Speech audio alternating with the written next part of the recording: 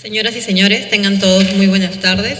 El Poder Judicial le da la más cordial bienvenida al curso Proceso Penal y Garantismo. A continuación, las palabras de presentación del doctor Elder Domínguez Haro, director del Centro de Investigaciones. Por favor, lo recibimos con fuertes palmas.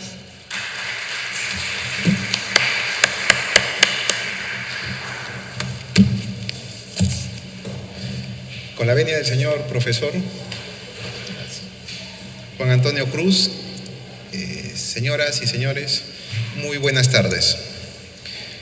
En principio, queremos agradecer la valiosa asistencia y participación de cada uno de ustedes, asimismo a nuestro profesor, porque vamos a dar inicio al curso de especialización en materia penal, el curso que es tan esperado por parte de nosotros, y felizmente se está cristalizando el día de hoy.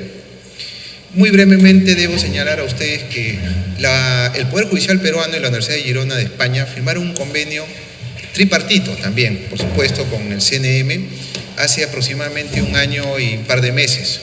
Y el proceso de conversación, el proceso de poder armar este curso, si bien es cierto ha durado un buen tiempo porque están comprometidas 3 instituciones, ha llegado a buen puerto con la presencia de ustedes. 40 participantes a nivel nacional, la mayoría de provincias, de las cortes, de los distritos judiciales del país. Y es, como ustedes comprenderán, un curso por primera vez 100% presencial. Es la primera experiencia que tenemos como Poder Judicial y, por supuesto, la certificación corresponde a la Universidad de Girona. La plana docente de la Universidad de Girona es importante, juristas de talla internacional y que de alguna manera han tenido la disponibilidad de poder viajar de distintos lugares para poder empezar nuestras clases. El día de hoy también se les va a repartir el cronograma, el calendario de actividades que por lo general es una vez al mes, ¿sí? Cosa que así ustedes van a poder tener ya con bastante anticipación las clases, los cursos y los materiales que gradualmente vamos a estar entregando.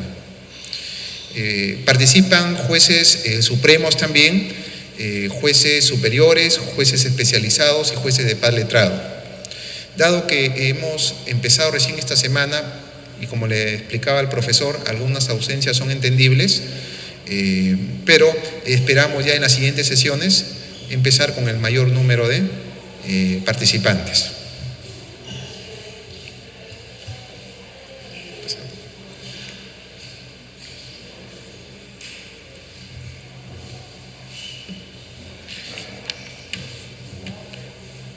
El profesor Juan Antonio Cruz Parcero es un distinguido jus filósofo también del derecho, tiene diversas publicaciones, profesor de la Universidad Autónoma de México, y nosotros también con los Estados Unidos mexicanos, precisamente con la Corte Suprema de México, estamos trabajando algunos proyectos sobre jurisprudencia.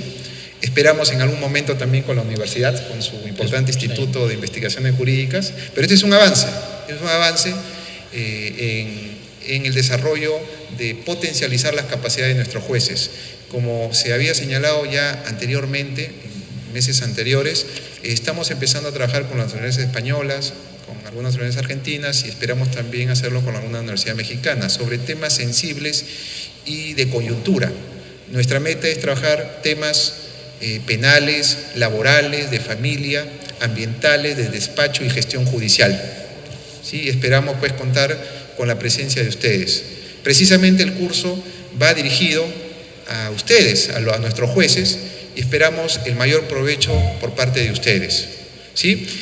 Las dudas, las inquietudes, el día de hoy, hasta el día sábado que nos vamos a ver, nos pueden ustedes también, o recomendaciones, nos pueden ustedes alcanzar personalmente o a través del correo electrónico. Señoras y señores, les damos nuevamente la feliz bienvenida y esperamos por parte de ustedes y por parte de nuestro profesor cumplir con los objetivos de la Judicatura Nacional, que es precisamente rescatar a nuestros jueces en el sentido positivo a través de nuestras actividades de capacitación. Y este es un debate abierto, es un debate sin límites para poder nosotros aprender y también transmitir estos conocimientos más adelante en sus respectivas cortes, ¿sí? Y damos nuevamente la bienvenida a nuestro profesor y empezamos, señoras y señores, nuestras clases. Gracias.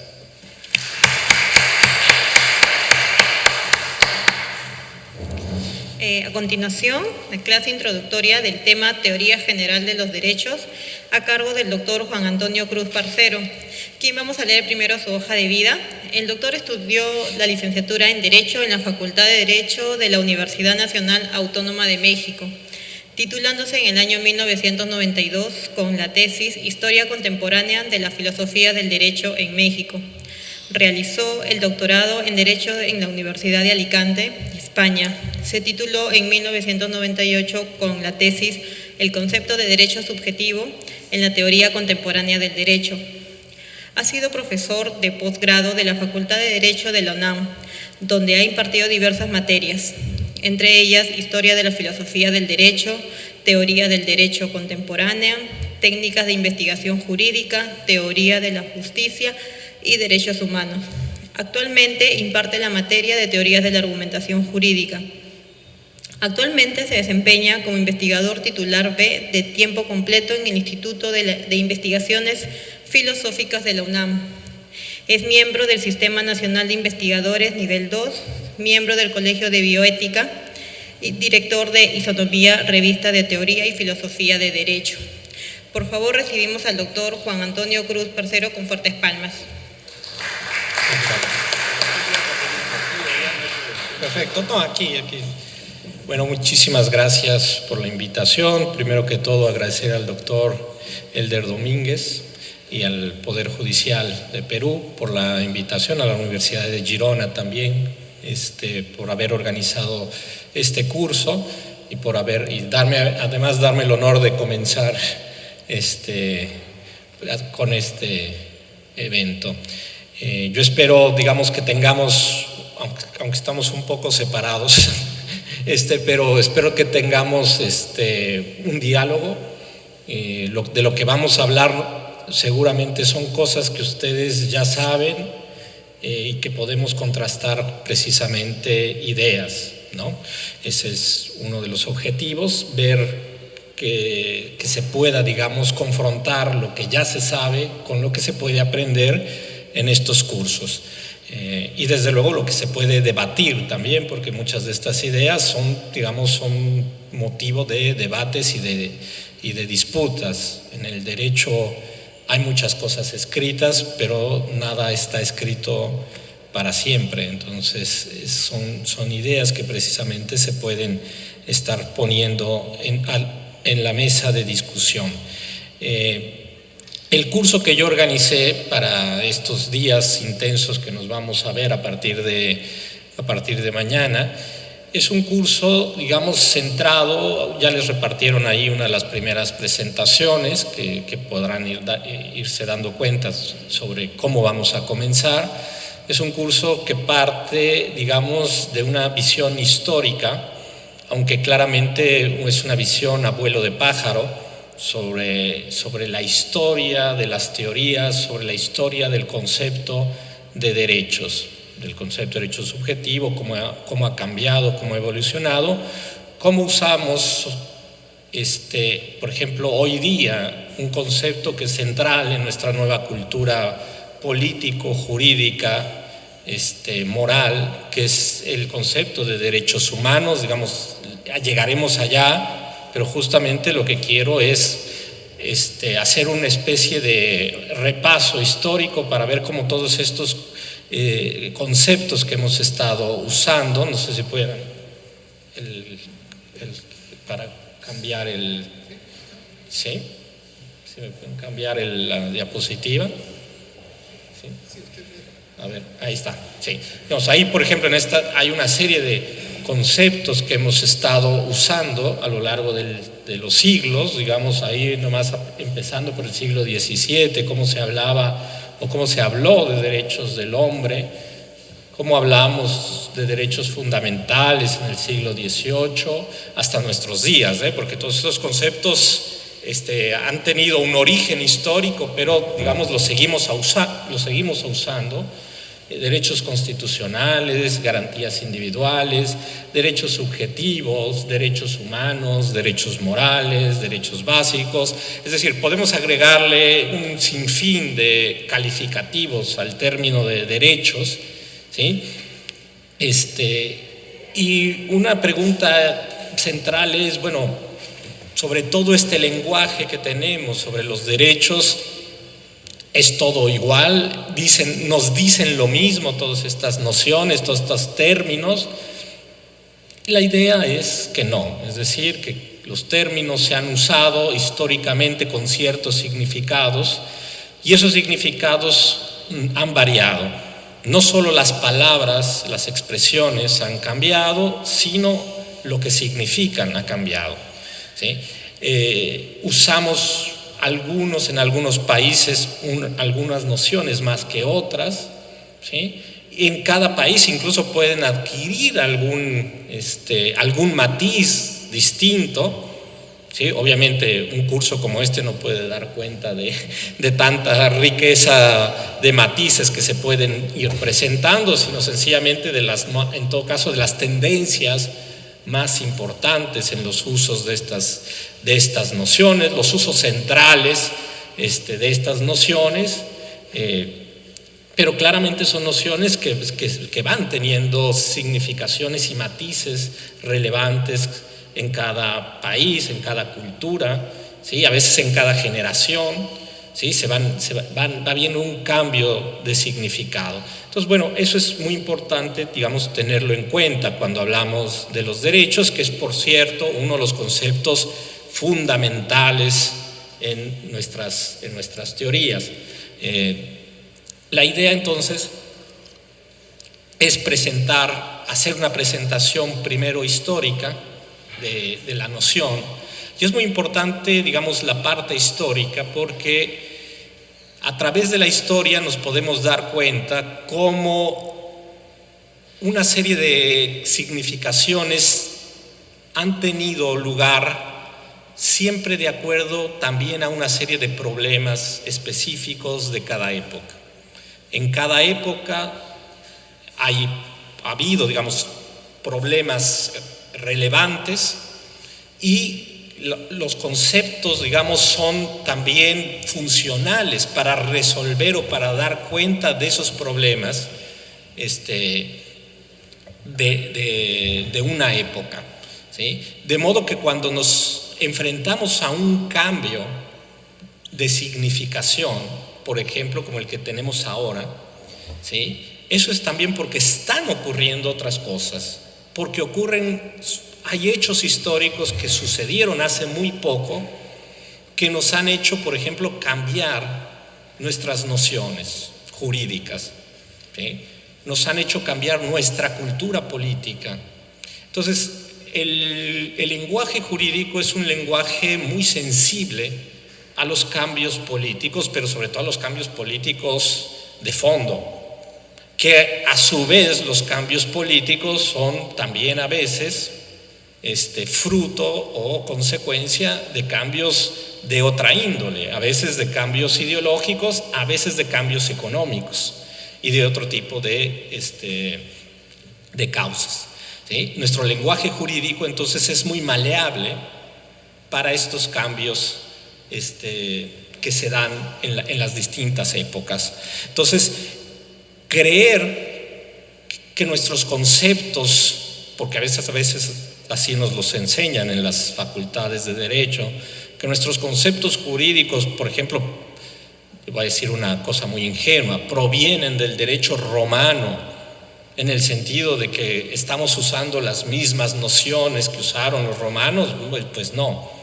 Podemos a veces usar las mismas palabras, las mismas expresiones o expresiones similares, pero conceptualmente hay un cambio mayúsculo, ¿no? Es decir, institucionalmente hay también cambios muy grandes. Por lo tanto, estos cambios son cambios que hay que ir revalorando a la luz de los cambios institucionales, a los cambios culturales que se van presentando en las distintas épocas. Pero digamos, ese sería el comienzo de este curso, al cual empezaré quizá hoy, continuaré mañana. Y después entraré a cuestiones, digamos, más de detalle conceptual, sobre todo con nociones contemporáneas de las teorías de los derechos.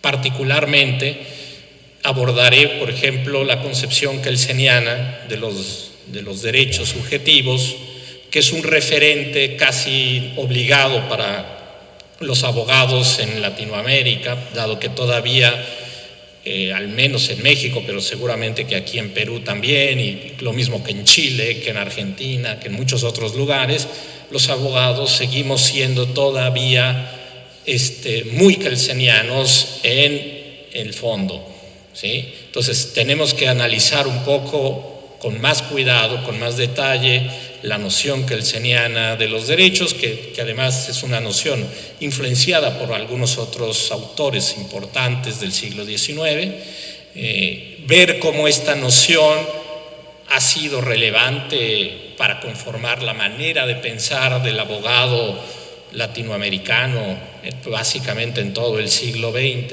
y quizá todavía en el siglo XXI, pero confrontaremos estas ideas con otras concepciones que también se han desarrollado más, digamos, yo diría después de los años 60 del siglo XX, se desarrollaron otras nociones que justamente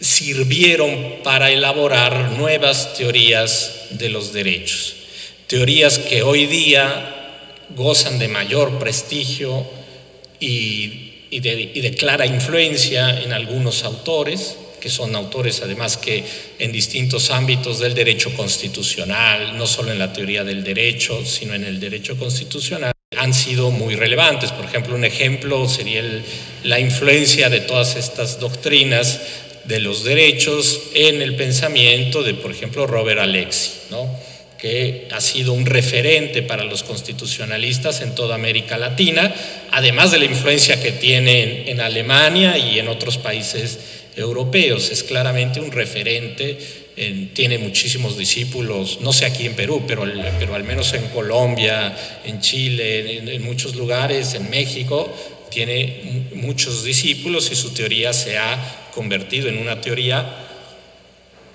incluso aceptada por las mismas Cortes Supremas de algunos países. Entonces, bueno, analizaremos un poco en el fondo de dónde vienen esos cambios en las nociones, lo veremos con más detalle, justamente para arribar a una concepción más elaborada de los derechos. Esta concepción más elaborada también nos permitirá entender el rol de los derechos fundamentales en una constitución, pero nos llevará también a entender con más claridad el fenómeno actual de los derechos humanos, ¿sí?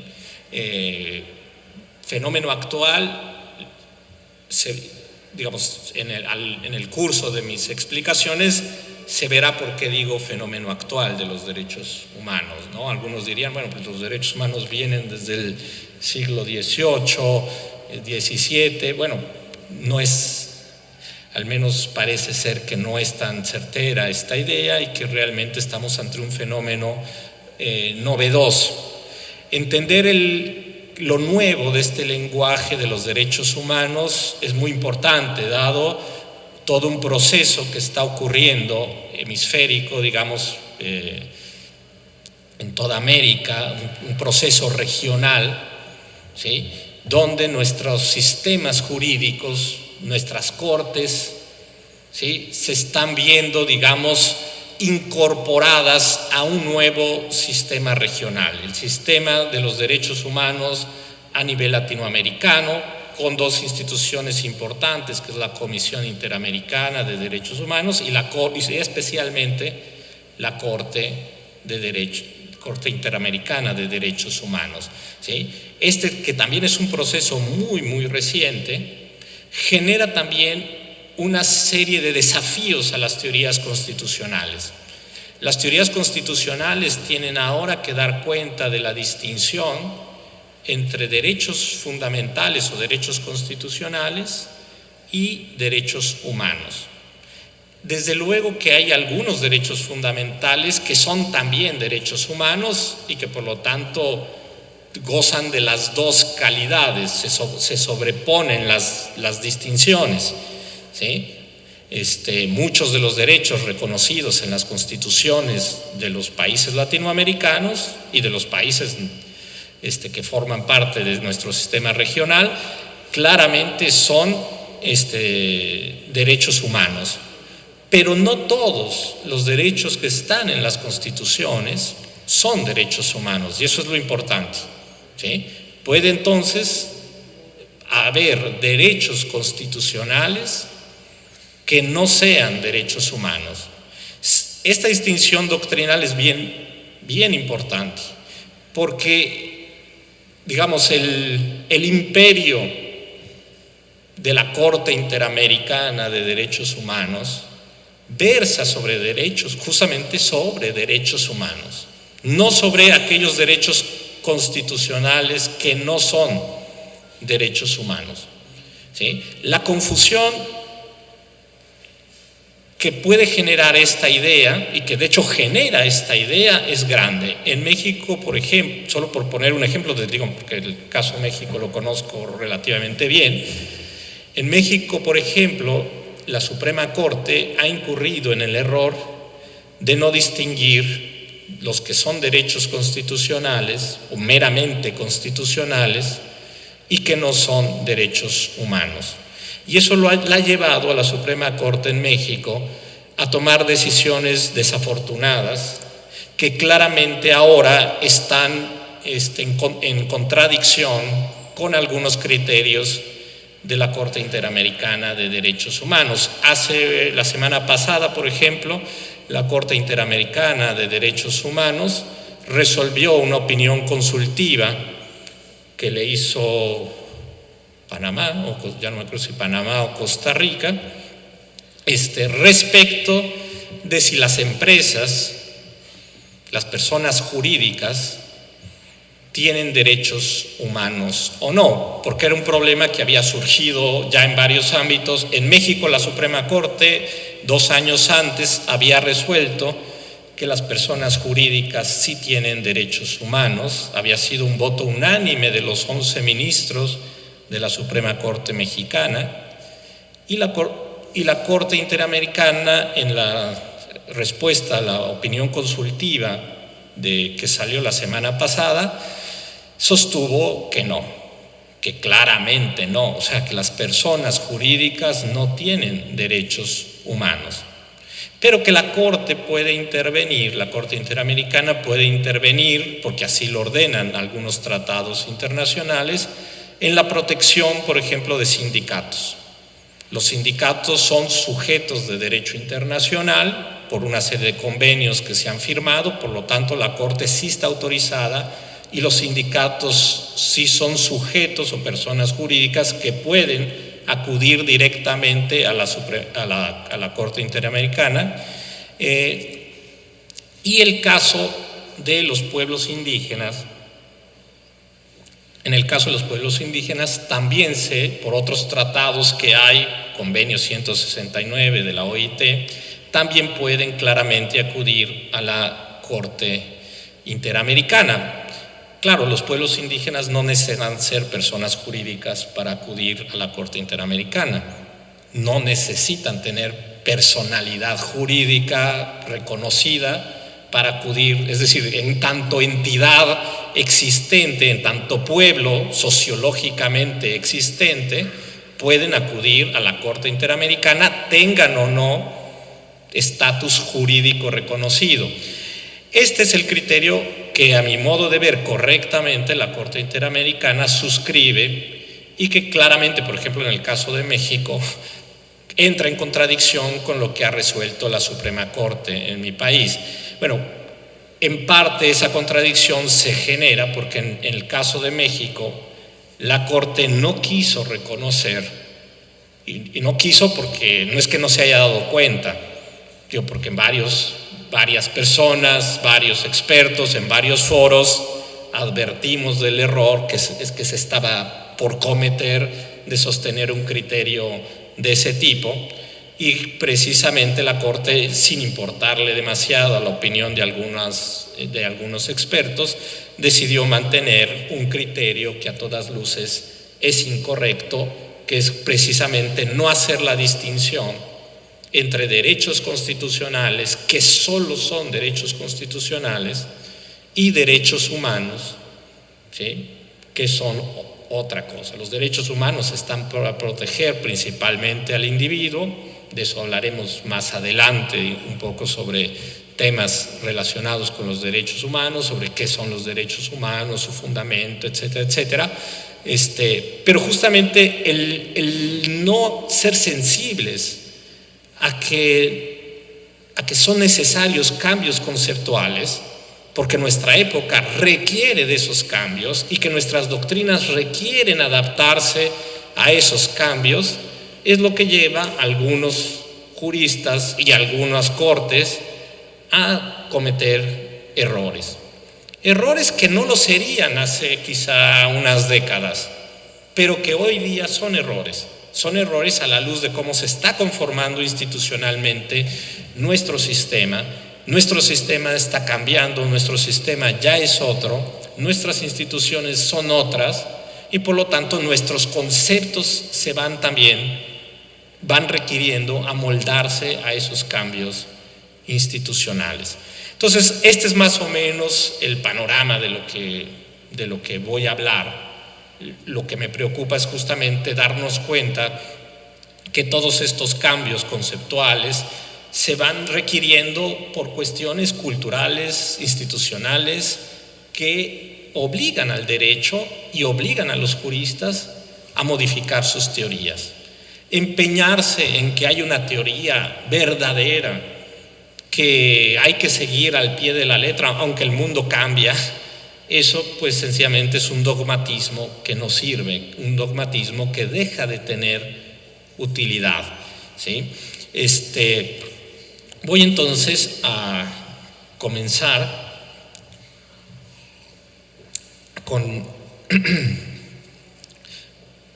el relato, digamos, histórico, que, bueno, hay que hacer la advertencia, es un relato claramente incompleto, es claramente un relato superficial, ¿sí?, dado que no hay tiempo de profundizar en muchas cosas que se podrían decir sobre la historia y sobre los conceptos que vamos a tratar. Si pasan la... Sí, pero está bien, perfecto.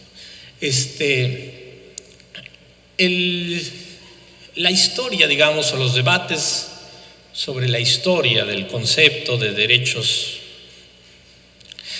comienzan preguntándose si existieron los derechos en Roma o incluso en el derecho griego, ¿no?, por ejemplo, o si pudieron haber existido en otras culturas más antiguas, ¿sí? Hay una serie de discusiones entre los teóricos. Yo no me voy a empezar desde Roma, digamos, porque empezar desde antes pues es más especulativo que... Si uno quiere rastrear la idea de derechos en los griegos, todavía es más complicado que hacerlo en los romanos. Pero curiosamente, uno que está tan familiarizado con el derecho romano, y digo tan familiarizado porque, no sé, supongo que aquí les enseñarán derecho romano en las facultades de derecho, entonces algo sabemos los juristas sobre el derecho romano.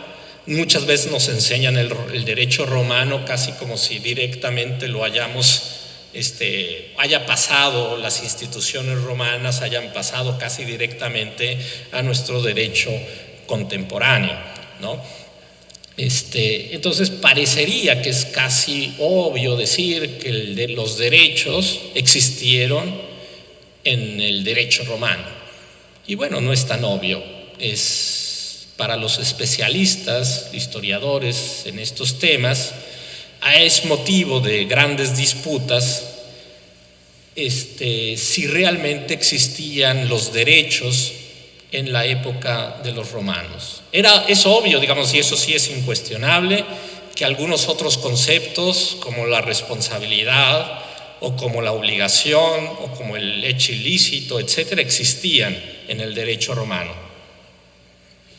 Pero no es nada claro para los expertos que el concepto de derechos hubiera existido en Roma.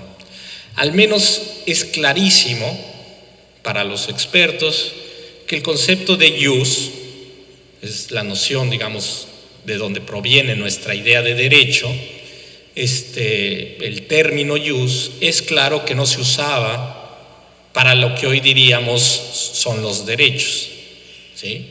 El término jus no se usó en Roma para referirse de ningún modo a algo que fuera parecido a tener un derecho, a que alguien tenga un derecho. El concepto de jus se usó en Roma para referirse a la justicia, justitia, y para referirse a la ley. La ley era jus, la justicia era jus, ¿sí? Entonces, lo que han hecho los romanistas expertos en estos temas es tratar de indagar si la noción de derechos existía en algún otro concepto, no en el de jus, sino en algún otro concepto. Y uno de los que reciben al menos más atención es el de dominium, ¿sí? El concepto de dominium que se usaba para la propiedad, ¿sí? Era precisamente una noción donde algunos juristas ven que se pudo haber usado de una manera similar a como hoy hablamos de derechos, por ejemplo, derechos de propiedad, ¿sí? A tener alguno de los aspectos que hoy le atribuimos a la noción de propiedad. Entonces, el dominum es uno de los conceptos que pudo haber de noción de derecho. Otro es el concepto de potestas, ¿sí? El pater familias, por ejemplo, tenía potestas sobre los bienes de su casa y sobre las personas que pertenecían a su familia, incluyendo a los esclavos, ¿sí? Entonces, parecería que también el concepto de potestas se podría asimilar en algún sentido a la noción de derechos, ¿sí? Derechos como tener una competencia, una facultad para hacer algo, ¿sí? Para disponer de cosas.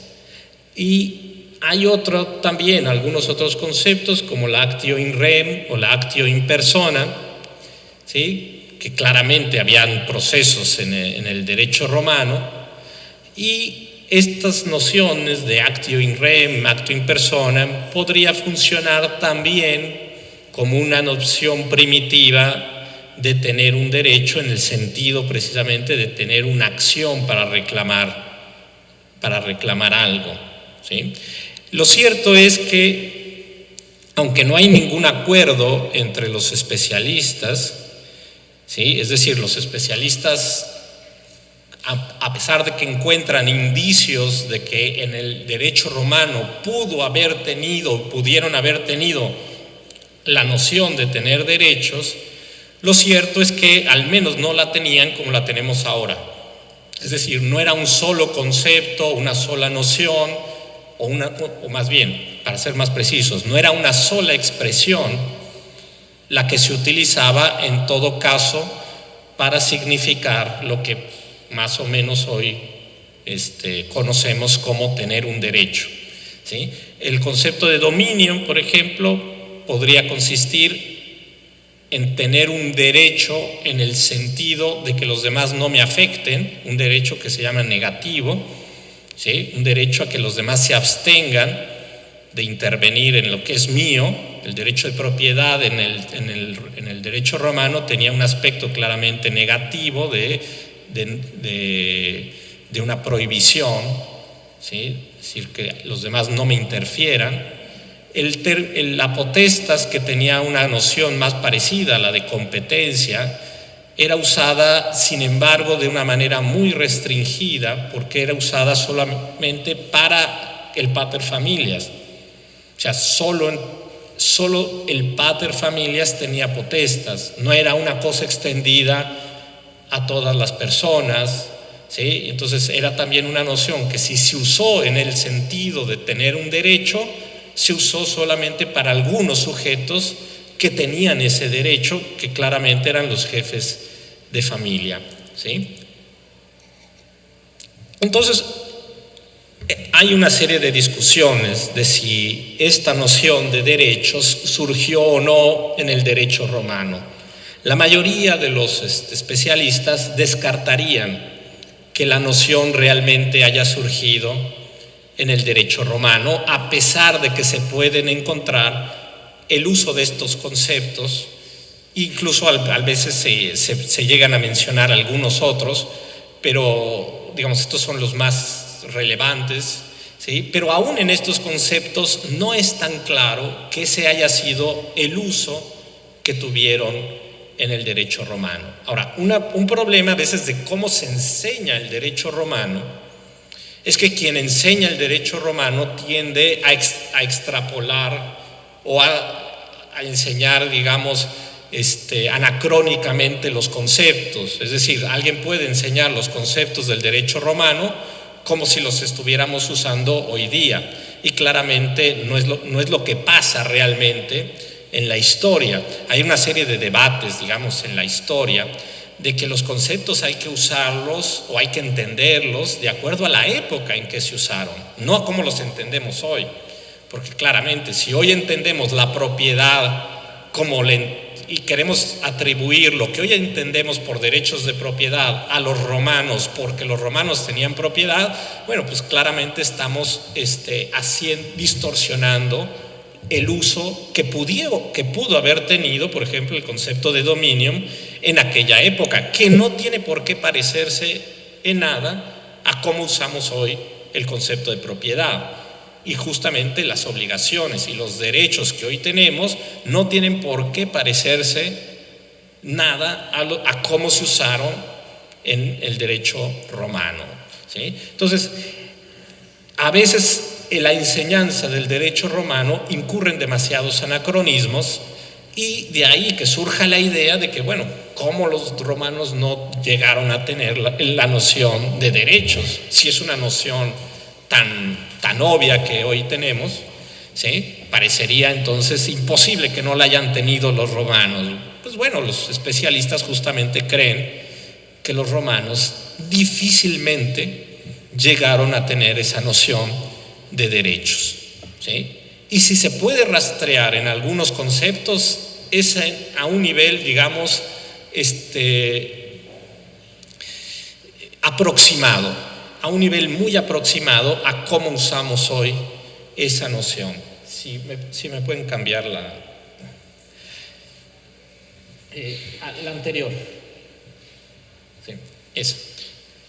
No sé si estábamos ahí. Bueno, los debates se ponen más interesantes entre los historiadores cuando pasamos, digamos, a la Edad Media.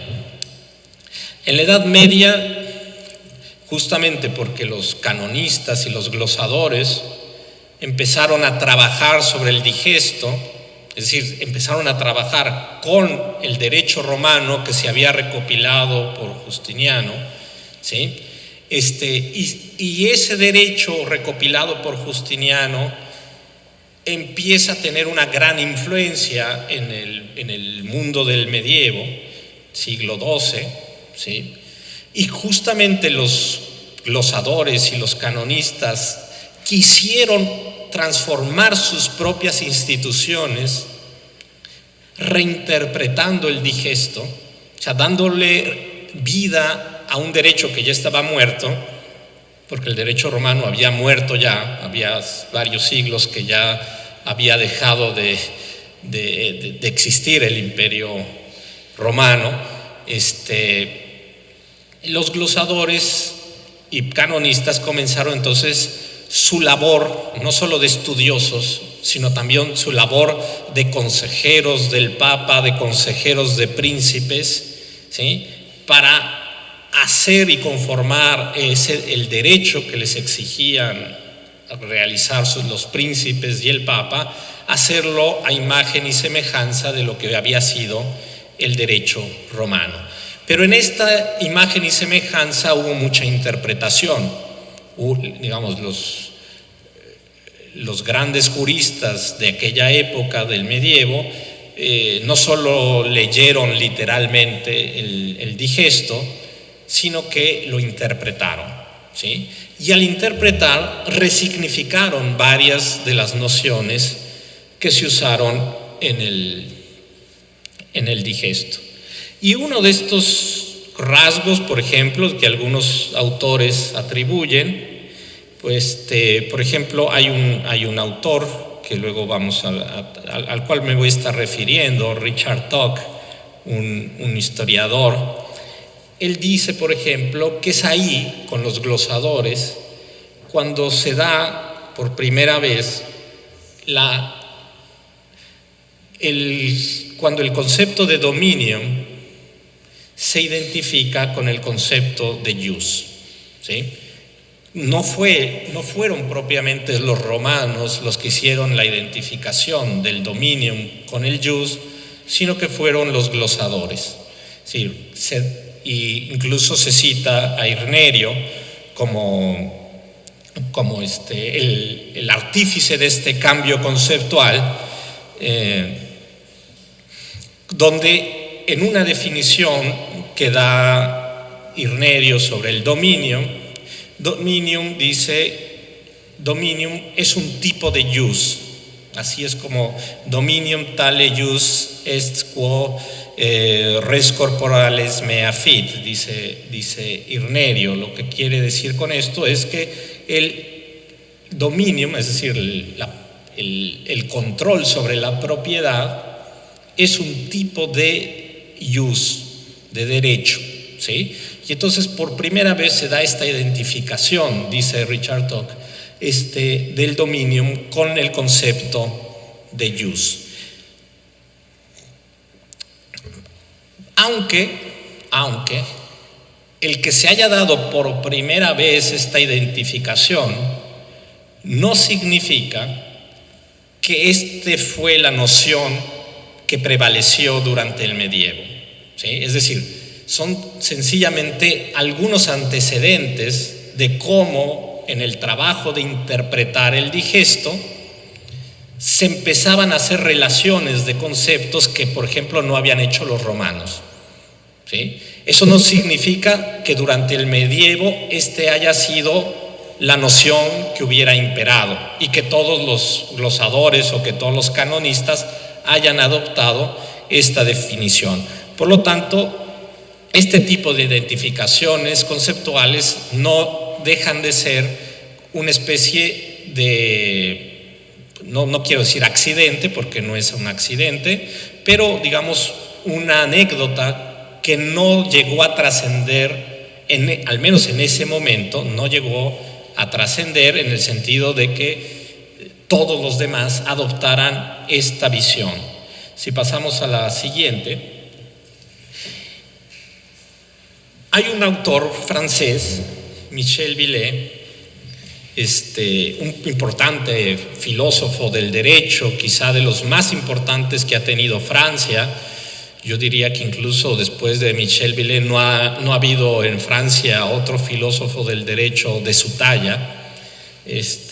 Michel Villet sostuvo la tesis, una tesis que fue ampliamente discutida en su época, en 1975, cuando, incluso antes que la postula Michel Villet, ya la había presentado en algunos trabajos previos, desde los años 60, pero en 1975 él presenta la tesis de que fue Guillermo de Ockham, en el siglo, digamos, XIV ya, el que realmente crea la noción moderna de derechos. Él se basa en en dos argumentos. Los dos argumentos de Michel Villey consisten en sostener, primero, que debido a un debate que hubo entre los franciscanos y el papado, un debate derivado, por ejemplo, ustedes saben que los franciscanos hacían votos de pobreza, y al hacer votos de pobreza, la orden franciscana era una orden que exhibía la opulencia del papado y de las demás órdenes eclesiásticas, que las criticaba porque eran curas y frailes y obispos ricos, mientras el pueblo era miserable. Entonces los franciscanos, con sus votos de pobreza, lo que hacían era una crítica al sistema de la iglesia, al sistema de enriquecimiento de la iglesia y de sus jerarcas. Entonces, obviamente era un asunto político, es decir, era una crítica que los franciscanos realizaban a las instituciones, empezando por el Papa. El Papa, entonces, Juan XXII, emite una bula papal, poniendo en entredicho la licitud del uso de los bienes por parte de los franciscanos. Los franciscanos a su vez tenían bienes porque tenían iglesias, tenían monasterios, etc. Y en la bula se hacía referencia a que en realidad los votos de los franciscanos no eran realmente votos de pobreza, como ellos decían, porque ellos necesitaban ser propietarios para realizar sus actividades, desde las más básicas como comer, es decir, la comida que ellos, con la que ellos se alimentaban, ellos tenían que ser propietarios de esa comida por lo tanto, los votos de pobreza eran así como lógicamente imposibles. Ese es un poco el argumento papal, ¿sí? O sea, ustedes no pueden renunciar a tener propiedad, porque sin la propiedad ustedes no podrían ni siquiera sobrevivir. Ustedes, por lo tanto, la bula papal hacía una especie de crítica a la noción franciscana de los votos de pobreza, que les estaba molestando demasiado a los jerarcas de la iglesia, las críticas de los franciscanos. Es en este contexto donde Guillermo de Ockham, un monje y filósofo franciscano, contesta a la bula papal en una obra que se llama Opus Nonagintadierum de 1332. Y en esta obra, además de su significado político, digamos, y teológico, ¿sí?, es decir, de contestar los argumentos del Papa y revertir los argumentos del Papa, en esta obra, dice Michel Villey, Ockham por primera vez sostiene que el jus utendi es potestas licita, ¿sí? Aquí, dice Guillermo de Ockham, se da una resignificación del jus. Por primera vez, dice Villey, se usa el concepto de jus para referirse a la potestad. Jus es potestas, es decir, el derecho es facultad, es libertad, ¿sí? Y es facultad lícita, ¿sí?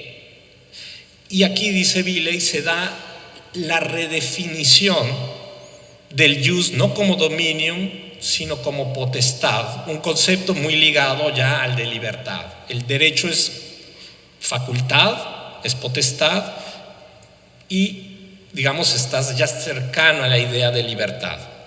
Este es el primer argumento de Villey. El segundo argumento de Villey es que Guillermo de Ockham es el artífice de lo que se llama en filosofía el nominalismo. El nominalismo viene a ser lo que también se denomina el individualismo metodológico.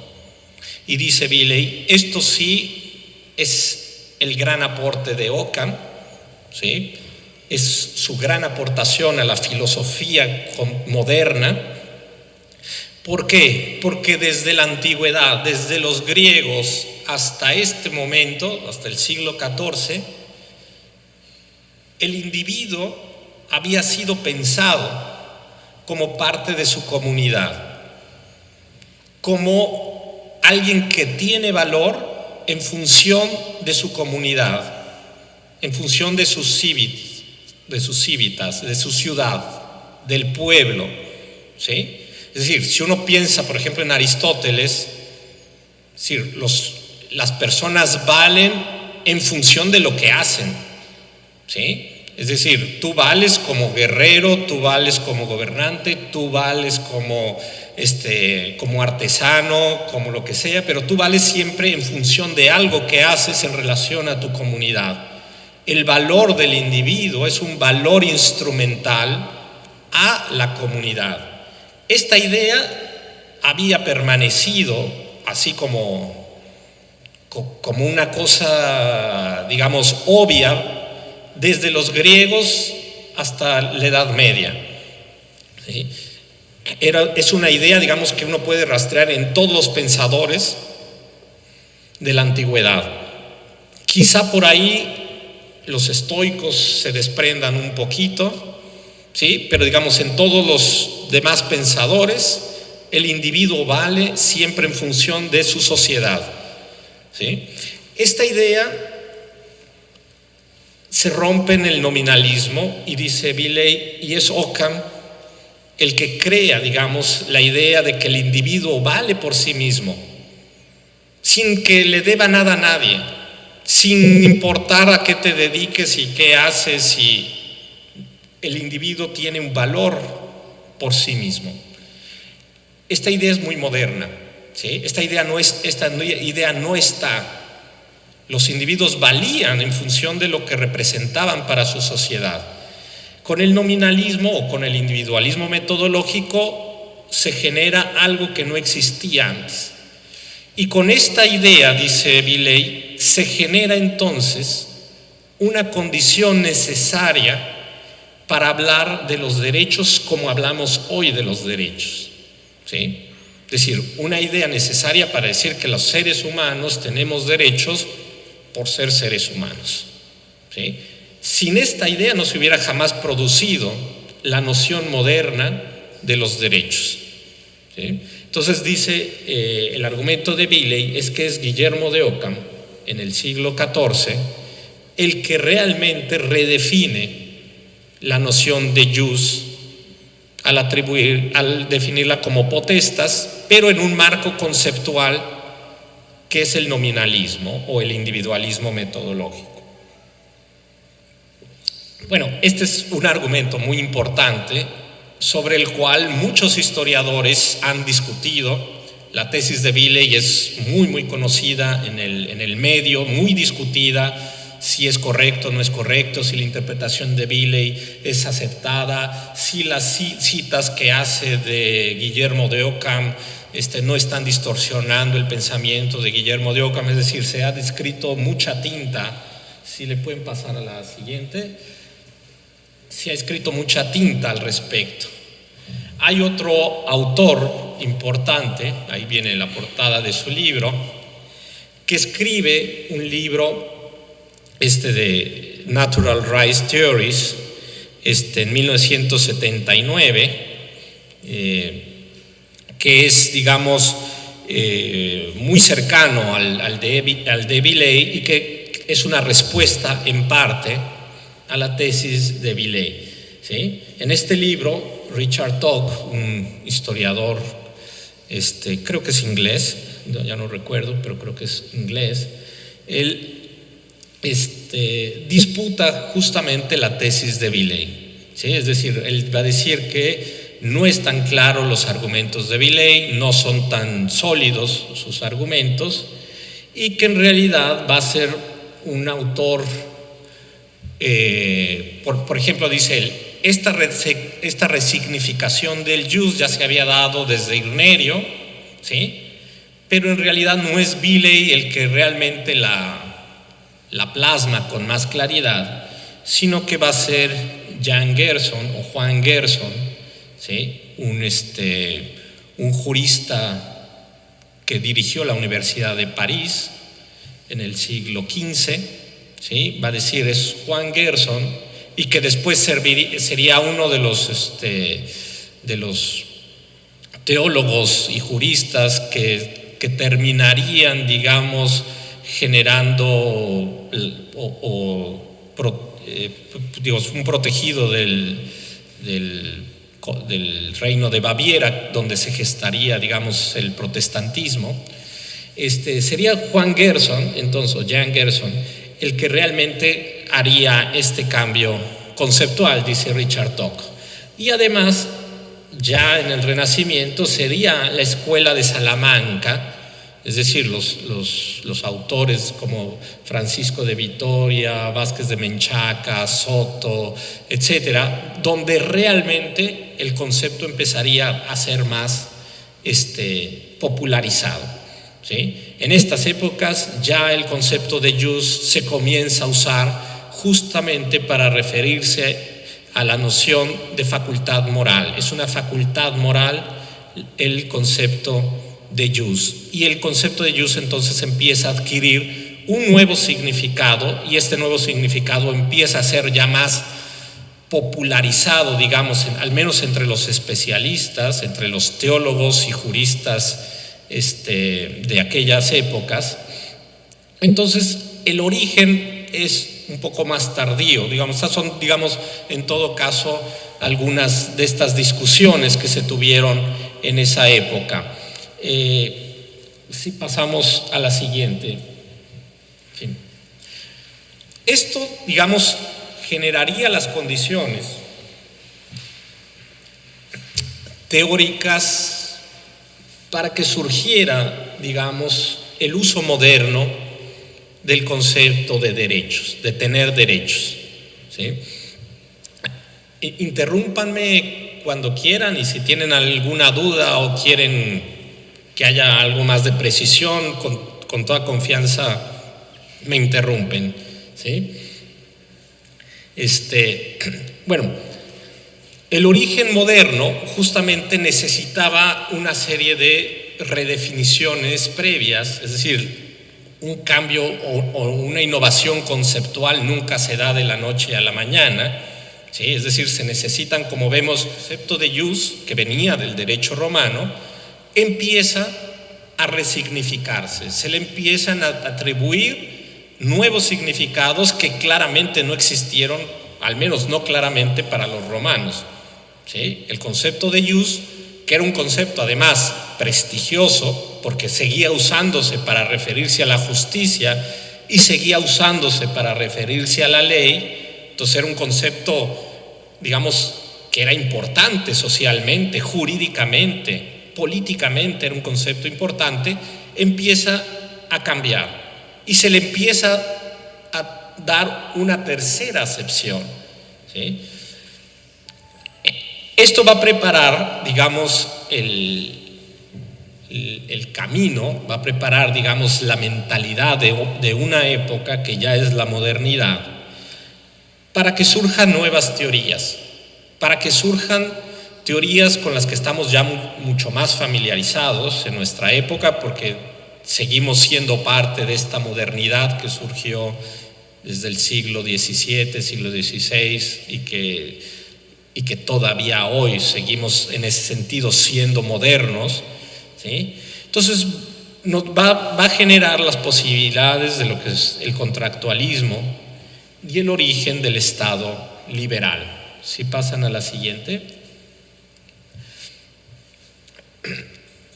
Esta es una época de transición obviamente política, pero de una transición política especialmente importante.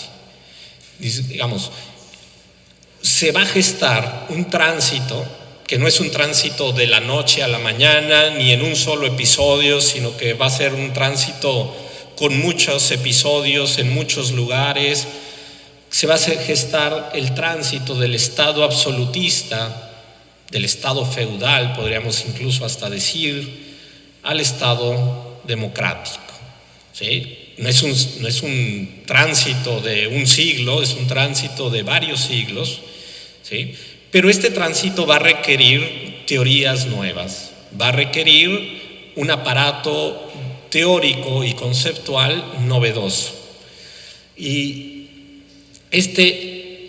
esta lucha, digamos por aquí, en las imágenes, obviamente pongo algunas imágenes muy conocidas sobre Luis XIV, cómo estaban organizadas las sociedades feudales, la toma de la Bastilla, que es otro suceso importante, ¿sí? La enciclopedia de los franceses, ¿sí? Compilado por Diderot, ¿sí? que va a abrir el mundo de las ideas a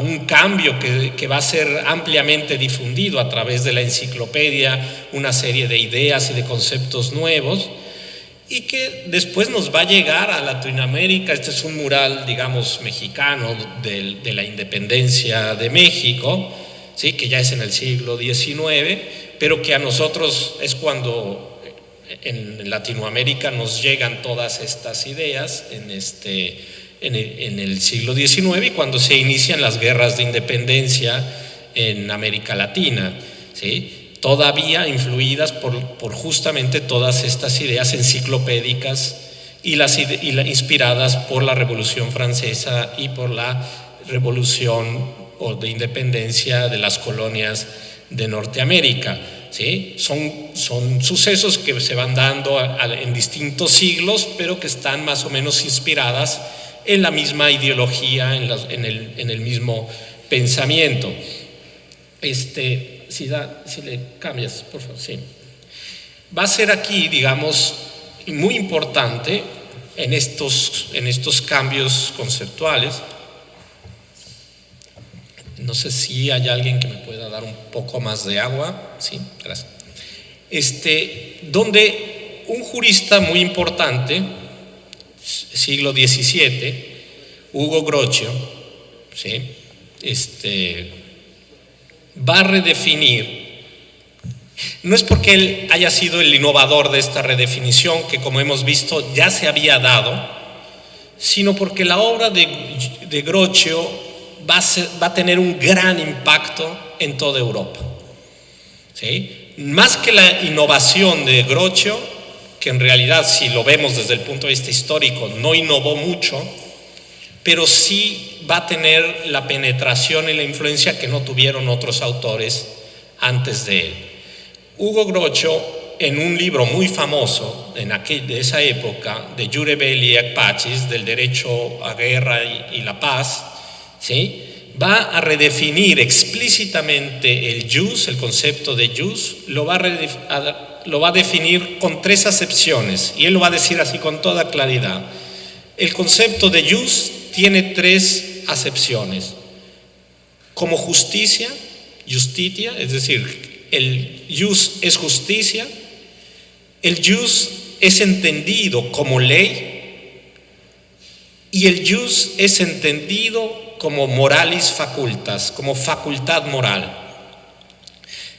Esta redefinición como facultad moral ya se había dado, pero en la obra de Grocio va a tener una gran importancia, ¿sí? Se va a popularizar, digamos, la idea de que el jus es, y además algo que dice, muchas gracias, algo que va a decir Hugo Grocio en su obra, que desde el punto de vista histórico claramente era falso, pero en su momento, digamos, habría que entenderlo como una idea más de tipo político, porque lo que él va a decir en su obra es que la acepción principal, de estas 3 acepciones, la principal es el jus como facultad moral, ¿sí? Es decir, va a poner a la idea del jus como facultad moral por encima del concepto de justicia y por encima del concepto de ley. Desde el punto de vista histórico era totalmente falso, porque justamente era una reconceptualización que se había venido haciendo en siglos anteriores y que era hasta cierto punto una novedad, ¿sí? pero era una especie de afirmar algo, un nuevo significado del concepto de jus, ¿sí? El jus es facultad moral. Richard Tocque, este historiador al que estoy citando, va a sostener que se pueden distinguir en ese momento teorías fuertes y teorías radicales de los derechos. La diferencia entre estas teorías es que los derechos o estas facultades morales, este jus redefinido, ¿sí?, para las teorías que él llama las fuertes, y Grocio era un defensor de estas teorías fuertes, todos estos derechos, que son las facultades de las personas, pueden ser renunciables. Y al concebir a estos derechos como renunciables, obviamente estos autores eran todavía partidarios del absolutismo, ¿sí? Todavía defendían a los reyes, todavía defendían a los gobiernos absolutistas. Grocio va a ser uno de ellos, ¿sí? A pesar de que era un innovador y fue hasta cierto punto revolucionario mentalmente, digamos, todavía no daba el brinco a buscar un Estado sin monarcas, una república democrática, etcétera, sino que estaba todavía pensando en una teoría que funcionara para un tipo de absolutismo, ¿sí? Un absolutismo un poco controlado, pero finalmente un absolutismo en la medida en que justamente los derechos de las personas podían ser renunciados. El derecho a la sobrevivencia y el derecho a la resistencia, que ya eran algunos derechos que se afirmaban con un contenido claro políticamente, eran renunciables, es decir, los sujetos podían renunciar al derecho a la sobrevivencia y el derecho a la resistencia frente al soberano absoluto, ¿sí? Esta idea, que fue muy importante en Grocio, irá cambiando. Si pueden pasar a la siguiente. ¿Sí? Esa, sí. Ya no sé si vieron lo de Grocio. Sí, está. Bueno. Justamente en el contexto de la guerra civil, ¿sí? No sé si se dieron cuenta, pero Grocio muere unos años después de iniciada la guerra civil inglesa, ¿sí? Muere unos pocos años después, pero claramente su obra va a influir en el pensamiento de esta época. Es en el contexto de esta guerra civil donde un autor muy importante va a generar sus ideas. Ahorita lo vamos a ver. Este autor es Thomas Hobbes, ¿sí?, que va a idear un nuevo modelo teórico de justificación del Estado. La obra de Hobbes, si pueden pasarle a la siguiente. La obra de Hobbes es muy importante porque es la primera justificación no teológica del poder, ¿sí? Todas las justificaciones previas, todas las del Renacimiento, Bodino, etcétera, muchos autores importantes, siempre justificaron el poder como derivado de Dios. La primera teoría que podríamos llamar laica de la justificación del poder proviene de Hobbes y por eso es especialmente relevante en la historia del pensamiento político, pero para nosotros es relevante también por la idea de los derechos naturales, ¿sí? Hobbes va a idear que en realidad tampoco es un invento de Hobbes, porque también ya estaba esta idea en otros autores previos, pero eso ahorita no importa. Va a idear la idea de que existe un estado presocial, un estado de naturaleza, ¿sí?, en el cual los seres humanos viven sin ataduras, ¿sí? Esta idea va a ser muy importante, aunque el estado de naturaleza para Hobbes es justamente la guerra civil, es decir, el hombre es el lobo del hombre, decía Hobbes. Este estado de naturaleza es la guerra de unos contra otros, porque finalmente lo que él está viendo es la guerra civil, es decir, un estado en el que todo el mundo se ataca, donde no hay un poder, donde nadie tiene el control. Y entonces sencillamente la fuerza bélica, la fuerza bruta, física, es lo que hace que unos dominen a otros, ¿sí? Pero no hay orden, no hay un estado, ¿sí? Entonces, en este estado de naturaleza, donde el hombre pelea con los demás, al menos en la versión de Hobbes, aquí estoy poniendo una imagen que refiere más a otra concepción del estado de naturaleza, que es la de Locke, porque el estado de naturaleza para Locke es casi como el paraíso, ¿no? Es otra idea distinta, donde se imagina, Locke es una idea de armonía, ¿sí? o de cierta armonía. Estaban también, digamos, en esa época llegando noticias de los descubrimientos que hacían no solo en América, sino en el Pacífico, en Asia y cosas así, de islas paradisíacas, y les llegaban todas esas noticias de mundos de salvajes. Entonces, todas estas ideas que se les ocurren están influenciadas también por noticias que tienen de mundos salvajes, ¿no? Entonces, Locke se imaginó un mundo de salvajes, pero que viven en cierta armonía con la naturaleza, mientras que Hobbes veía lo que sucedía afuera de su casa, digamos, la guerra civil inglesa. Pero bueno, como sea, se parte de que existe este estado de naturaleza donde los hombres viven en libertad, ¿sí? Y donde tienen una serie de derechos naturales, y así los presentaban, ¿sí? Derechos dados en ese ámbito de la naturaleza, y esos derechos eran la vida, la libertad, la propiedad y el derecho a rebelarse, ¿sí? Eran estos derechos. En Hobbes no se presenta el derecho a la rebelión, ¿sí? En Locke sí. Locke es un defensor del derecho a la rebelión. Pero en este estado de naturaleza hay inseguridad. Nadie puede asegurar estos derechos básicos, estos derechos naturales. Nadie está seguro, ¿sí?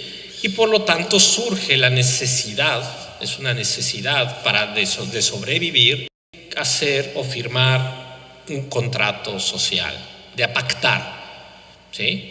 Los individuos que viven en el estado de naturaleza tienen que pactar y crear el Estado, ¿sí? Y es ahí entonces donde va a surgir, si le pasan a la siguiente, ¿sí? Es ahí donde va a surgir entonces el Leviatán de Hobbes, ¿sí? El Leviatán, aunque no se aprecia muy bien en la imagen, la ilustración del libro de Hobbes presenta justamente a un príncipe, a un rey, con una espada y el báculo, digamos, de la autoridad, pero el cuerpo del rey, aunque no se aprecia muy bien, está formado por muchos individuos. Eso que se ve ahí como si fueran escamas, en realidad son personitas chiquitas, ¿sí?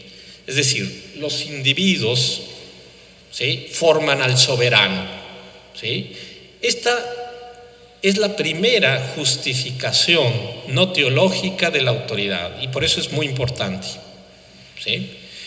Son los individuos los que le dan la autoridad al soberano, los que crean al soberano, ¿sí?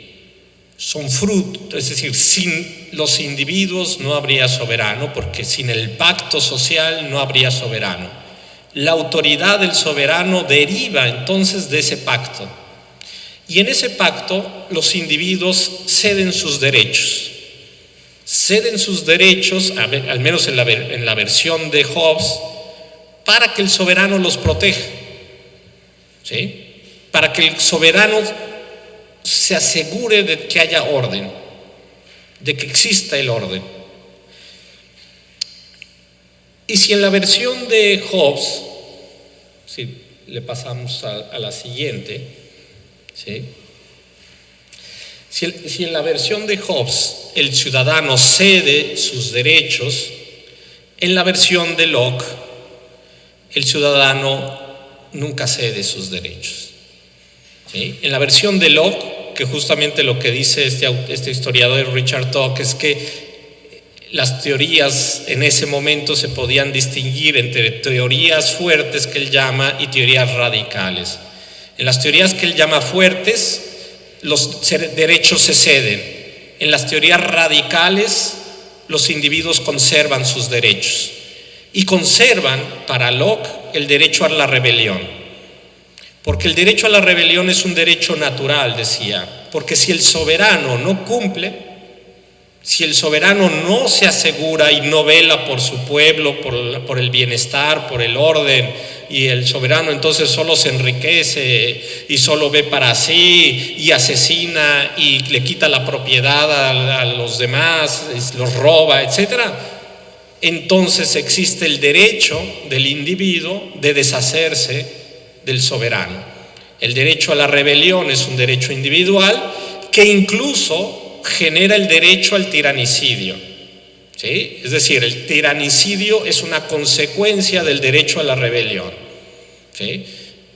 Esta teoría radical de Locke justamente va a transformar la historia de del entendimiento de la política y de la soberanía, ¿sí?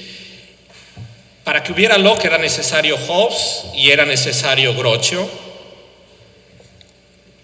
Pero Locke lo lleva justamente a convertir la teoría de los derechos naturales en una teoría contra el absolutismo, ¿sí? Es en este momento donde los burgueses, porque ya empieza a surgir la clase burguesa en Europa y en otros lados, donde la burguesía ya tiene un arma ideológica para luchar contra el absolutismo, contra los reyes que digamos, para los déspotas que gobiernan enriqueciéndose insaciablemente sin ocuparse de su pueblo, ¿sí? En este momento surge una teoría revolucionaria, una teoría que les está diciendo a las personas: tienen derecho a derrocar a sus soberanos. Y es falso que el poder de sus soberanos provenga de Dios. El poder de los soberanos proviene de nosotros mismos. Y somos nosotros los que podemos ahora derrocar a los soberanos cuando no cumplen. Y justamente esta teoría que se va a expandir por toda Europa y después va a pasar a América del Norte, a las colonias inglesas, ¿sí? Esta teoría va a ser así como un estallido, ¿sí? La van a sostener muchos autores, habrá muchos defensores, muchos propagandistas de todas estas ideas, ¿sí? Estará uno de los más importantes, es Thomas Paine, ¿sí? Que la obra de Paine se conocerá en Norteamérica, ¿sí? Digamos, la obra de Paine es todavía más, es como más panfletaria, por decirlo de algún modo, comparada con la de Locke. Es decir, la obra de Paine es casi una invitación a rebelarse, pero está basada justamente en la obra de Locke, ¿sí? Y entonces todas estas ideas se van a expandir, se van a usar y van a dar pie, pasemos a la siguiente, y van a dar pie justamente a la revolución de independencia de las colonias inglesas en Norteamérica. La rebelión no se produjo en Europa como muchos hubieran querido o como muchos predecían, sino que el primer estallido importante se produjo en las colonias de Norteamérica. En las colonias de Norteamérica, entonces, con estas ideas, ¿sí? enarbolando la bandera de los derechos, de la libertad, etcétera, etcétera, ¿sí? Se van a separar de la corona inglesa, van a obtener su independencia, la van a proclamar. Y fíjense, se sigue como el manual de Locke, ¿no? Es casi se sigue la teoría contractualista al pie de la letra. Son una sociedad que se rebela, que tiene derechos, ¿sí? Y que lo primero que hace entonces es un pacto social, ¿sí? El pacto social se va a reflejar en la Declaración de Independencia, en la Declaración de Derechos del Pueblo de Virginia de 1776, y después en muchos otros pueblos se hicieron declaraciones semejantes. Y esta idea, que además es una idea, digamos, muy inglesa, porque ya venía, digamos, ya hay antecedentes. Ahí pongo la Carta Magna de 1215, que era también para los ingleses era un referente esta Carta Magna, ¿sí? También era un referente para el mismo pensamiento contractualista. Entonces, ahí se va a seguir al pie de la letra, digamos, los postulados del contractualismo. La sociedad hace un pacto, el pacto queda por escrito, se firma. Claro, ahí lo único que no sucedió es que no todos los miembros de la sociedad firman el pacto, sino que el pacto se firma por representantes, ¿sí? Es decir, son los representantes los que firman, son los representantes los que redactan el acta de independencia y la firman. Ahí aparecen las firmas, es decir, es un pacto social, ¿sí? Y el pacto social lleva una carta de derechos anexa, ¿sí? Es decir, la carta de derechos es parte del nuevo pacto social. El soberano tiene ahora que velar por los derechos, y se declaran más derechos de los que Locke postulaba, ¿sí? La Declaración de Derechos de Virginia es una carta de derechos mucho más sofisticada de la que pensó el mismo Locke. Y esta carta de derechos, la siguiente, va a generar después una constitución, ¿sí? En la Convención de Filadelfia en 1787, ya las colonias independientes se dan una constitución, y en la constitución se anexan los derechos. La Carta Constitutiva ya tiene derechos. Desde ahí surge el constitucionalismo. Es la primera constitución moderna, ¿sí? Y en la idea misma de constitución está la idea no solo de que la constitución sirve para establecer a los órganos que van a regir, es decir, quién es el soberano y cómo se va a ejercer esa soberanía, sino cuáles son los derechos inviolables, los derechos que todo soberano debe proteger, y que son esos derechos que van a quedar plasmados en esa Constitución norteamericana, que hasta la fecha todavía es la constitución más vieja que existe, todavía vigente, ¿sí? Porque le han hecho enmiendas, han agregado algunos nuevos derechos, pero prácticamente es la misma constitución. Es la constitución más antigua que existe hoy día, ¿no? Fue la primera constitución y además todavía tiene vigencia. Por eso los norteamericanos difícilmente van a cambiar algún día su constitución, porque están muy orgullosos de haber sido la primer nación que se dio a sí misma una constitución. Difícilmente la van a cambiar, como muchos países cambian sus constituciones. Pero lo cierto es que le han tenido que hacer algunas algunas adaptaciones para mantenerla vigente y obviamente muchísimas interpretaciones para mantenerla al día ese texto. Pero más allá de eso, si quieren pasamos a la siguiente. Aquí es nada más un fragmento de esta Constitución que dice, traducido, dice: nosotros, el pueblo de los Estados Unidos, a fin de formar una unión más perfecta, establecer justicia, afirmar la tranquilidad interior, proveer la defensa común, promover el bienestar general y asegurar para nosotros mismos y para nuestros descendientes los beneficios de la libertad, estatuimos y sancionamos esta Constitución para Estados Unidos de América. ¿Sí? Esta es, digamos, la entrada, ahora sí que formal, a la modernidad. Digo formal porque ya la modernidad había empezado ideológicamente, pero es la entrada formal, legal, a la modernidad, porque es por primera vez que un Estado, que un gobierno se instituye y se legitima por la participación de los individuos.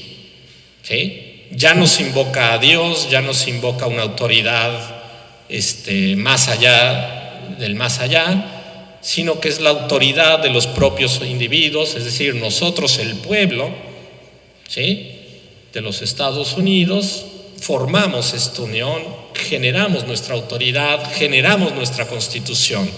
¿Sí? Se rompe entonces la idea del derecho divino. Se rompe entonces con la idea de que el poder surge por derecho de un Dios que a ciertas familias les da esa y no a los demás. Entonces surge la idea del gobierno democrático.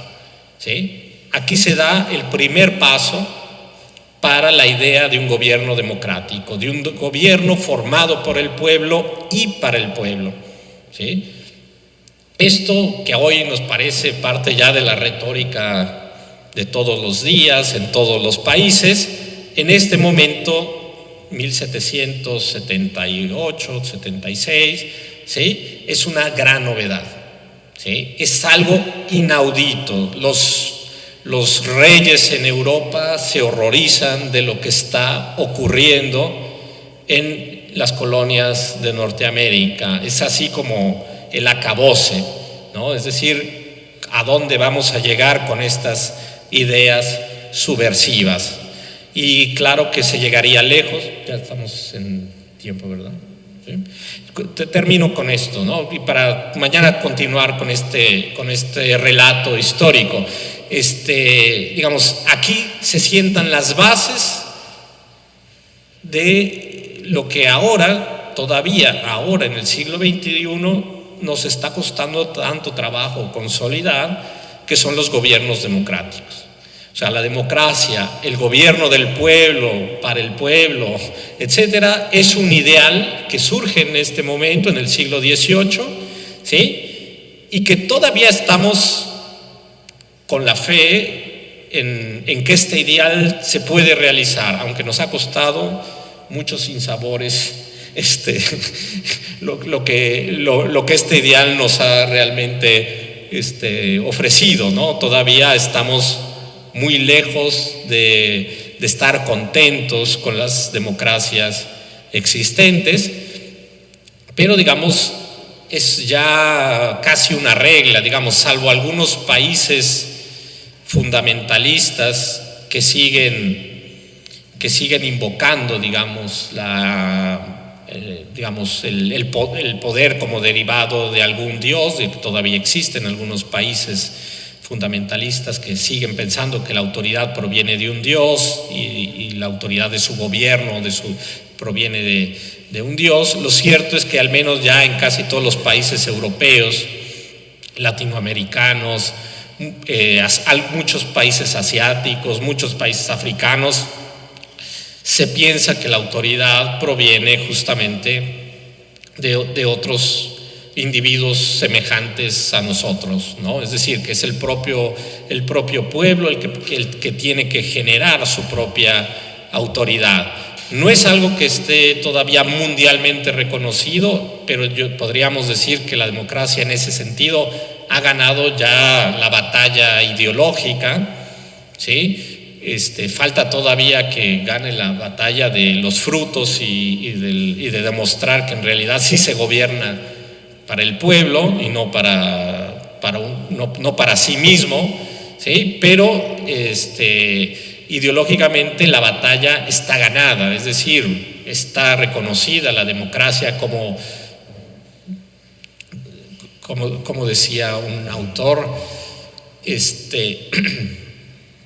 como un gobierno, como una forma de gobierno mala, pero la menos mala que las otras, digamos. No es perfecta, no es una forma de gobierno que nos tenga contentos, pero es lo mejor que tenemos a estas alturas de nuestra civilización, ¿sí? Entonces, aquí voy a dejar este cambio. Es muy importante vincular cómo la idea de la democracia, del Estado constitucional, va a surgir de la mano de un cambio conceptual sobre los derechos, ¿sí? Sobre una redefinición del jus como una facultad moral que lo va a asociar a la idea de libertad, ¿sí? Los derechos son libertades, ¿sí? Son posibilidades de hacer, de actuar, de tener propiedad, de tener vida, de que me respeten la vida, de que me respeten la integridad, ¿sí? De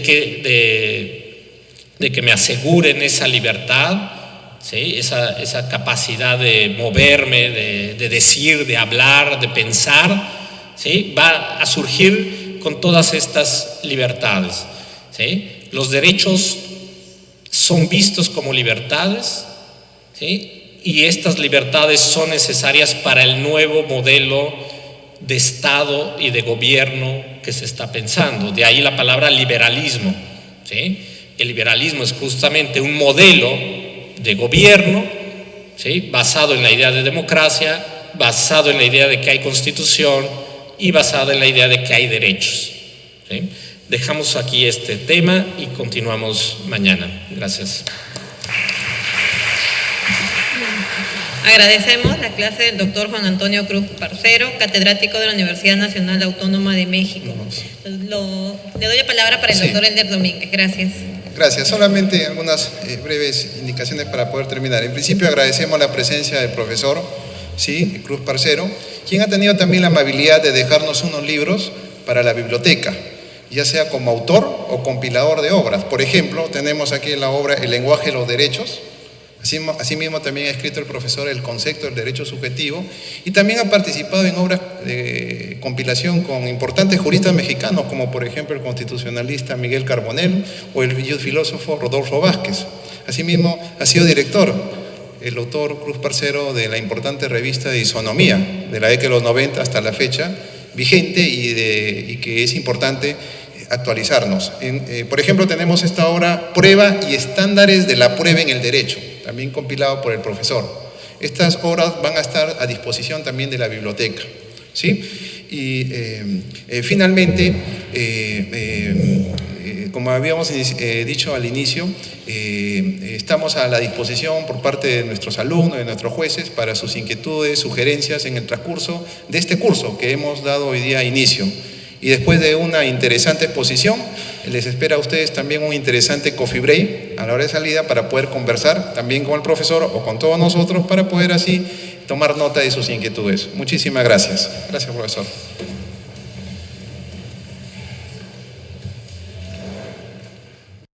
Posgrado de la Facultad de Derecho de la UNAM, donde ha impartido diversas materias, entre ellas Historia de la Filosofía del Derecho, Teoría del Derecho Contemporánea, Técnicas de Investigación Jurídica, Teoría de la Justicia y Derechos Humanos. Actualmente imparte la materia de Teorías de la Argumentación Jurídica. Actualmente se desempeña como investigador titular B de tiempo completo en el Instituto de Investigaciones Filosóficas de la UNAM. Es miembro del Sistema Nacional de Investigadores Nivel 2, miembro del Colegio de Bioética y director de Isonomía, Revista de Teoría y Filosofía de Derecho.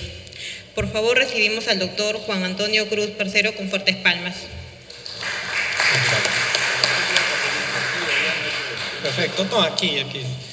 Bueno, muchísimas gracias por la invitación. Primero que todo, agradecer al doctor Elder Domínguez y al Poder Judicial de Perú por la invitación, a la Universidad de Girona también, por haber organizado este curso y darme el honor de comenzar con este evento. Yo espero, digamos, que tengamos, aunque estamos un poco separados, pero espero que tengamos un diálogo. De lo que vamos a hablar seguramente son cosas que ustedes ya saben y que podemos contrastar precisamente ideas, ¿no? Ese es uno de los objetivos, ver que se pueda, digamos, confrontar lo que ya se sabe con lo que se puede aprender en estos cursos. Y desde luego lo que se puede debatir también, porque muchas de estas ideas son motivo de debates y de disputas. En el derecho hay muchas cosas escritas, pero nada está escrito para siempre. Entonces son ideas que precisamente se pueden estar poniendo en la mesa de discusión. El curso que yo organicé para estos días intensos que nos vamos a ver a partir de mañana es un curso, digamos, centrado. Ya les repartieron ahí una de las primeras presentaciones que podrán irse dando cuenta sobre cómo vamos a comenzar. Es un curso que parte, digamos, de una visión histórica, aunque claramente es una visión a vuelo de pájaro, sobre la historia de las teorías, sobre la historia del concepto de derechos, del concepto de derecho subjetivo, cómo ha cambiado, cómo ha evolucionado, cómo usamos, por ejemplo, hoy día un concepto que es central en nuestra nueva cultura político-jurídica.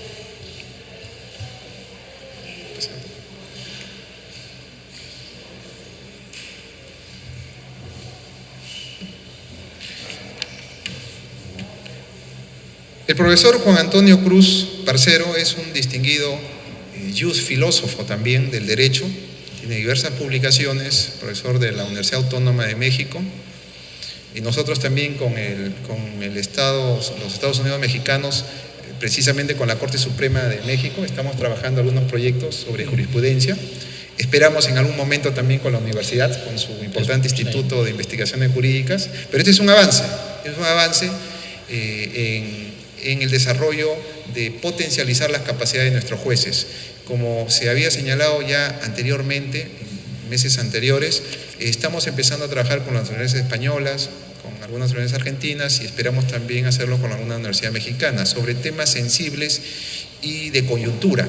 Nuestra meta es trabajar temas penales, laborales, de familia, ambientales, de despacho y gestión judicial. ¿Sí? Esperamos pues contar con la presencia de ustedes.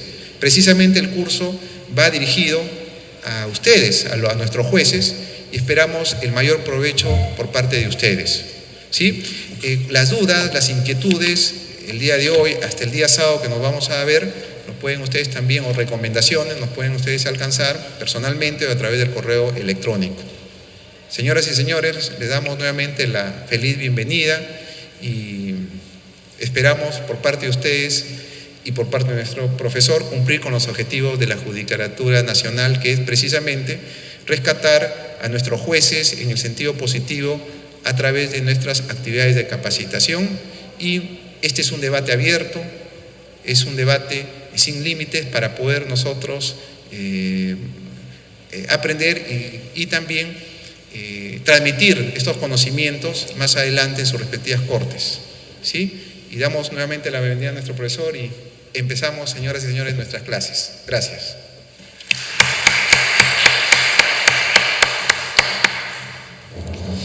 A continuación, la clase introductoria del tema Teoría General de los Derechos, a cargo del doctor Juan Antonio Cruz Parcero, quien vamos a leer primero su hoja de vida.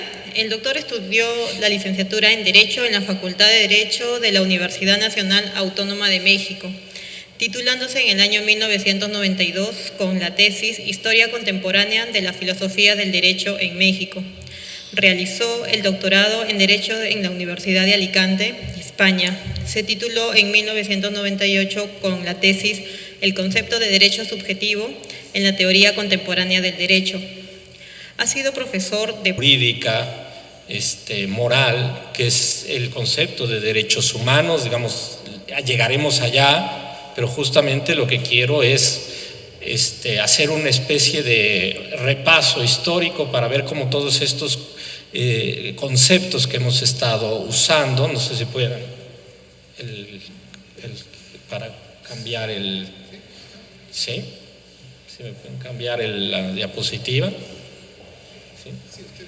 A ver, ahí está, sí. Entonces, ahí, por ejemplo, en esta hay una serie de conceptos que hemos estado usando a lo largo de los siglos, digamos, ahí nomás empezando por el siglo XVII, cómo se hablaba o cómo se habló de derechos del hombre, cómo hablamos de derechos fundamentales en el siglo XVIII hasta nuestros días, porque todos esos conceptos han tenido un origen histórico, pero digamos los seguimos usando. Derechos constitucionales, garantías individuales, derechos subjetivos, derechos humanos, derechos morales, derechos básicos. Es decir, podemos agregarle un sinfín de calificativos al término de derechos, ¿sí? Y una pregunta central es, bueno, sobre todo este lenguaje que tenemos sobre los derechos, ¿es todo igual? ¿Nos dicen lo mismo todas estas nociones, todos estos términos?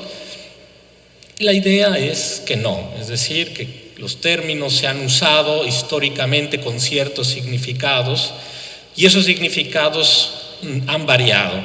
No solo las palabras, las expresiones han cambiado, sino lo que significan ha cambiado, ¿sí?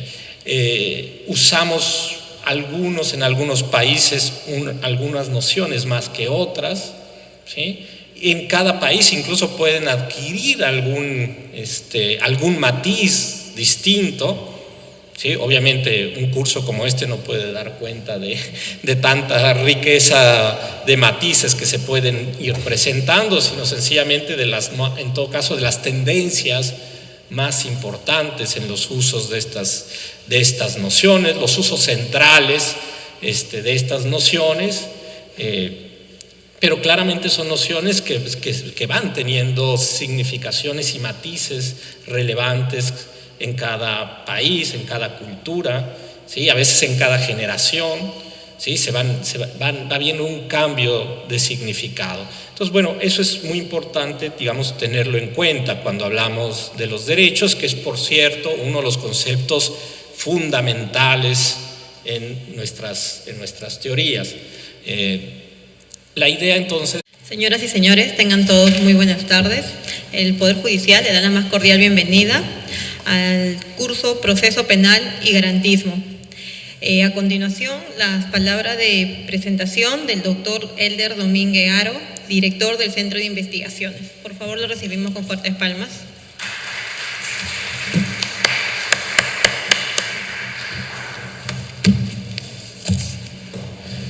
Con la venia del señor profesor Juan Antonio Cruz, señoras y señores, muy buenas tardes. En principio, queremos agradecer la valiosa asistencia y participación de cada uno de ustedes, asimismo a nuestro profesor, porque vamos a dar inicio al curso de especialización en materia penal, el curso que es tan esperado por parte de nosotros y felizmente se está cristalizando el día de hoy. Muy brevemente debo señalar a ustedes que el Poder Judicial peruano y la Universidad de Girona de España firmaron un convenio tripartito también, por supuesto, con el CNM hace aproximadamente un año y un par de meses.